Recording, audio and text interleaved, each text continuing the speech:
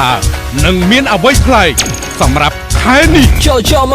ជាមួយហងមាស VCD ចេញថ្មីពីកំពូលតារាចម្រៀងរីបសុវត្ថិវិជ្ជសុភាកូនសវណ្ណរាជអរគុណកញ្ញាសូណូទូវីសាទួនពិសិដ្ឋសនផលីកាពិតជារំភើបកាន់តែរំខានចិត្តមិត្តយុវវ័យជាមួយបទសុកចិត្តធ្វើជាមនុស្សលងកាលពីកំឡុង25ចោចិត្តតែញ៉ាំជើងមន់ស្រួយស្រួយព្រោះជាមនុស្សខំគុំខាំងខ្លួនឯងឲ្យរំនៅឯកា Let's turn the best on go Let's turn the best on go If I am your boyfriend បងផឹកកាហ្វេទេចង់ផឹកកាហ្វេទេមកកែ1500ផឹកមកកែ1500ទាំងអស់នេះបានប្រមូលផ្តុំនៅក្នុងហងមាស VCD វល់157និងវល់158ចេញលក់ព្រមគ្នានៅពេលនេះជាមួយតម្លៃពិសេស 6000 រៀលសម្រាប់15ថ្ងៃដំបូង